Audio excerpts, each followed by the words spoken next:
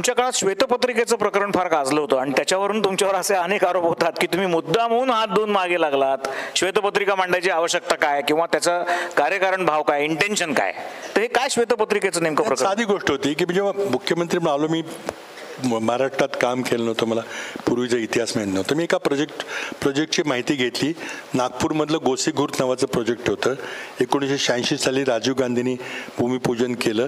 5 वर्षामध्ये काहीतरी 400-450 कोटीचं ते धरण बांधायचं होतं. मी जेव्हा 2010 साली रिव्ह्यू घेतला तेव्हा मला सांगितलं गेलं की हे धरण काही पूर्ण झालं नाही. आता त्याचा खर्च 16,000 कोटी झाला आहे. ते धरण आजही पूर्ण झालेलं नाही. आता त्याचा खर्च 23,000 कोटीवर केला आहे. मी एवढंच विचारलं की चाललंय काय हे, म्हणजे तुम्ही गलतान कारभार आहे का, किंवा तुमचं इतकं प्लॅनिंग चुकतंय का की 500 कोटीमध्ये 5 वर्षात पूर्ण होणार धरण 40 वर्ष झालं पूर्ण झालं नाही. आता इतक्या काय झालं, तर म्हणून मी सांगितलं की श्वेतपत्रिका याची मला द्या.